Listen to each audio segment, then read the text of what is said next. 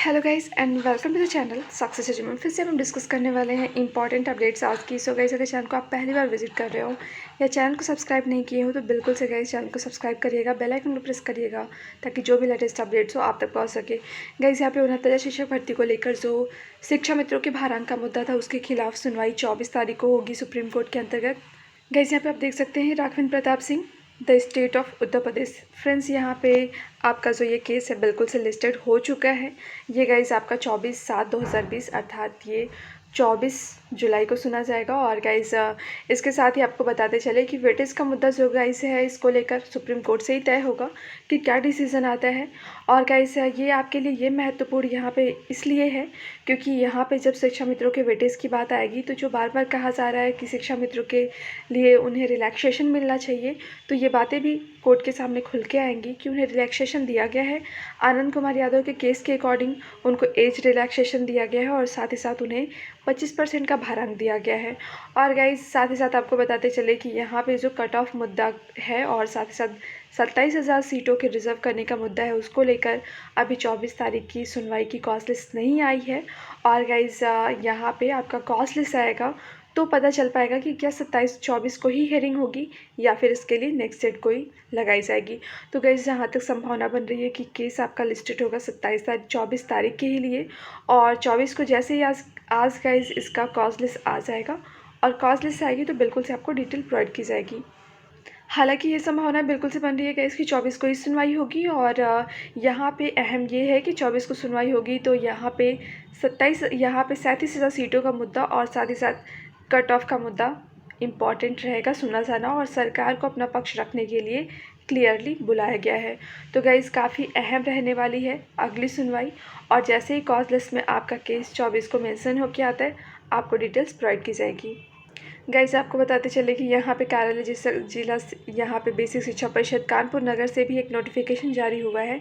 और ये notification guys आपका जो 69 शिक्षक भर्ती के अंतर्गत जो काउंसलिंग हुई थी उसमें अपने डॉक्यूमेंट्स जो आपने दिए थे वो डॉक्यूमेंट्स वापस करने को लेकर है।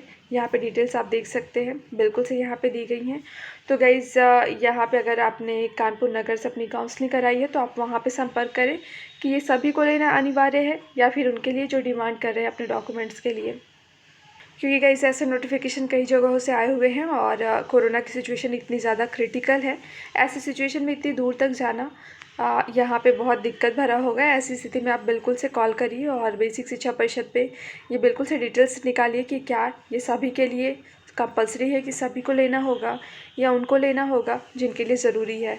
अर्थात वो कहीं अगर शिक्षक विभाग में कहीं पहले से जॉब कर रहे हो और उन्होंने अपना यहाँ पे बिल्कुल से काउंसलिंग करा ली है तो मानव संपदा पोर्टल पे उन्हें अपने डेटा बिल्कुल से यहाँ पे अपलोड कराने हैं।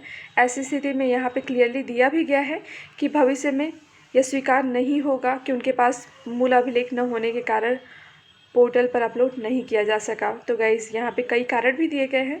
ऐसे स्थिति में आपको पता कर लेना चाहिए कि यहाँ पे सभी को डॉक्यूमेंट्स लेना कंपलसरी है या फिर उनको जो इन डॉक्यूमेंट्स की मांग कर रहे हैं।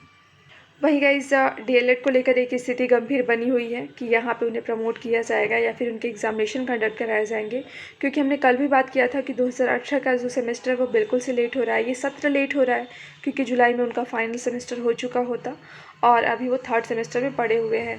गाइस यहाँ पे उनकी मांग है प्रमोट करने को लेकर। अब पीएनपी यहाँ पे सक्रिय हो गई है। डीएलएड प्रशिक्षुओं को प्रमोट करने का प्रस्ताव परीक्षा नियामक प्राधिकारी कार्यालय जल्द ही शासन को यहाँ पे बिल्कुल से क्लियरिटी के लिए भेजेगा डिटेल्स। परीक्षा संस्था इन दिनों उच्च शिक्षा में लागू नियम पर मंथन कर रही है। शासन का अनुमोदन मिलने के बाद उसे लागू किया जाएगा। इस सप्ताह के अंत तक निर्णय होने की उम्मीद है। और डीएलएड 2018 तृतीय सेमेस्टर के प्रशिक्षु लगातार प्रमोट करने और चतुर्थ सेमेस्टर के परीक्षा कराने की मांग कर रहे हैं। इसके लिए वे राज्यपाल तक से गुहार लगा चुके हैं और परीक्षा संस्था ने पहले प्रमोट करने से इनकार कर दिया था, लेकिन अब वह उच्च शिक्षा से लागू इस प्रक्रिया पर मंथन कर रहा है। इसके बाद शासन को प्रस्ताव भेजा जाएगा। इसमें समस्या है कि प्रकरण केवल डीएलएड 2018 तृतीय व चतुर्थ सेमेस्टर पर भर की ही नहीं है, बल्कि जो प्रशिक्षु प्रथम सेमेस्टर में हैं उन्हें किस आधार पर प्रमोट किया जाए। इसके अलावा जो प्रशिक्षु फेल हैं या फिर जिनका बैक पेपर होना है उनके साथ क्या निर्णय लिया जाए। सचिव अनिल भूषण चतुर्वेदी ने बताया कि इन मुद्दों पर मंथन के बाद शासन को प्रस्ताव भेजेंगे और जो आदेश होगा उसका अनुपालन कराया जाएगा। तो गाइज ये थी क्रिटिकलिटीज़ जिसकी वजह से प्रमोट कराने को लेकर अभी कोई निर्णय नहीं लिया जा सका है और फाइनली पीएनपी भी सक्रिय हो चुकी है। और गाइज जैसी अपडेट्स आती है आपके लिए आपको प्रोवाइड की जाएंगी। वहीं गाइस बीटेक के लिए यहाँ पे एक नई सिचुएशंस देखने को मिल रही है कि बीटेक अंतिम वर्ष में बहुविकल्पी अर्थात ऑब्जेक्टिव प्रश्न आएंगे। यहाँ पे डॉक्टर एपीजे अब्दुल कलाम प्राविधिक विश्वविद्यालय AKTU की बीटेक की अंतिम वर्ष की परीक्षा 1 सितंबर से होगी। परीक्षाएं ऑफलाइन मोड में बहुविकल्पी प्रश्नों यहाँ पे अर्थात MCQs प्रणाली पर आधारित और स्व केंद्रों पर होगी। इसके लिए 560 केंद्र बनाए जाएंगे। नोएडा, आगरा, गाजियाबाद समेत जिन जिलों में अधिक कॉलेज है वहाँ 10-15 नोडल सेंटर बनाए जाएंगे। गाइज यहाँ पे इससे रिलेटेड आपके सामने डिटेल्स दी गई हैं। इसके अलावा बीटेक समेत अन्य विषयों के प्रथम, द्वितीय और तृतीय वर्ष के प्रोन्नत होने वाले छात्रों के अंकपत्र जुलाई के अंत तक जारी कर दिए जाएंगे। ये निर्णय सोमवार को कुलपति प्रोफेसर विनय कुमार पाठक की अध्यक्षता में आयोजित विद्या परिषद की बैठक में लिया गया। तो गाइज यहाँ पे डिटेल्स आपके सामने दिए गए हैं और आपके लिए दिया गया है कि छात्रों को 2 घंटे में 70 सवालों के जवाब देने होंगे और ये गाइज MCQs के फॉर्म में अर्थात ये ऑब्जेक्टिव होंगे। गाइज 2.25 लाख छात्र प्रमोट किए जाएंगे और पहली बार मिलेंगे ग्रेड सुधारने का मौका। ग्रेड सुधारने का मौका गाइज पॉलिटेक्निक के छात्रों के लिए है। पॉलिटेक्निक के छात्रों को ग्रेड सुधारने के लिए एक मौका देने का पहल की जा रही है। इसके लिए निदेशालय स्तर पर प्रस्ताव बनाया जा रहा है और प्राविधिक शिक्षा निदेशालय निदेशक मनोज कुमार ने बताया कि कई बार मेधावी छात्र किसी कारणवश परीक्षा में सर्वश्रेष्ठ प्रदर्शन नहीं कर पाते हैं। इसका असर उनके डिप्लोमा पर पड़ता है, इसलिए प्रस्ताव बनाया गया है। जो छात्र अपने ग्रेड से संतुष्ट नहीं हैं वे अगले सत्र के अंत में परीक्षा में भाग लेकर इसे सुधार सकते हैं। बता दें कि विश्वविद्यालयों में इस तरह ग्रेड सुधारने के नियम लागू हैं। पॉलिटेक्निक संस्थानों के लिए यह पहला मौका होगा। साथ ही पॉलिटेक्निक अंतिम वर्ष के छात्रों को छोड़कर अन्य छात्रों को प्रमोट करने के लिए मानक तय करने के लिए 7 सदस्यीय कमेटी बनाई गई है। तो फ्रेंड्स यहाँ पे पहला मौका ऐसा होगा कि ग्रेड सुधारने का मौका पॉलिटेक्निक के अभ्यर्थियों को मिल रहा है, स्टूडेंट्स को मिल रहा है। और गाइज पॉलिटेक्निक से जुड़े 2.25 लाख छात्र इस बार प्रमोट किए जा रहे हैं।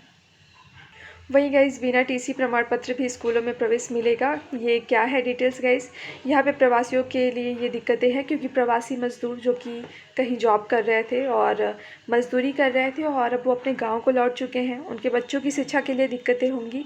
और ऐसी स्थिति में ये सहूलियत दी गई है कि बिना किसी प्रमाण पत्र और TC के स्कूलों में प्रवेश उन्हें दिया जाएगा। बिना TC या बिना किसी प्रमाण पत्र के बच्चों को सरकारी स्कूलों में दाखिला दिया जाएगा। गाँव में प्रवासी परिवारों के बच्चों की संख्या देखते हुए यह निर्णय लिया गया है। वहीं गांव छोड़कर चले गए परिवारों के बच्चों के नाम भी स्कूल से काटे नहीं जाएंगे। कोरोना संक्रमण के कारण बेसिक शिक्षा विभाग ने यह निर्णय लिया है कि अभिभावकों की जानकारी के आधार पर बच्चों को अपेक्षित कक्षा में प्रवेश दिया जाएगा। इस संबंध में बेसिक शिक्षा विभाग के निदेशक सवेंद्र विक्रम बहादुर सिंह ने आदेश जारी किया है। उन्होंने कहा है कि प्रवेश के समय 2 सूचियाँ तैयार की जाएंगी। आने वाले प्रवासी यानी इन माइग्रेशन व आने वाले प्रवासी यहाँ पे जाने वाले प्रवासी आउट माइग्रेशन के बच्चों की सूची अलग अलग बनाई जाए। जो बच्चे गांव छोड़कर चले गए हैं उनके नाम रजिस्टर से न काटे जाए, उनकी सूची अलग बनाई जाए। और बाहर से जो परिवार गांव आए हैं उनके बच्चों को प्रवेश देने के लिए किसी भी पहचान पत्र का इस्तेमाल किया जाए, इसका प्रचार प्रसार किया जाए। ऐसे बच्चों को रेमेडियल लर्निंग करवाई जाए और पुस्तकालय आदि से किताबें देकर उन्हें साथ में जोड़ने का प्रयास किया जाए। गाइज यहाँ पे इन सभी बच्चों को किताबें, जूते मोजे, मिड डे मील आदि योजनाओं का लाभ दिया जाएगा। और बता दें कि सरकारी प्राइमरी स्कूल और जूनियर स्कूलों में कक्षा 1 से 8 तक की पढ़ाई होती है। और गाइज यहाँ पे ये सहूलियत 8वीं तक 1 से 8वीं तक बच्चों को मिलेगी। ये काफ़ी अच्छी चीज़ है क्योंकि गाइज माइग्रेटर्स वर्कर्स जो हैं यहाँ पे जो प्रवासी मजदूर हैं वो कहीं ना कहीं अपने घर को लौटे हैं और ऐसी स्थिति में उनके बच्चों की शिक्षा प्रभावित होने के चांसेस पूरे हैं। और ये सरकार के द्वारा एक अच्छा कदम उठाया गया है गाइज।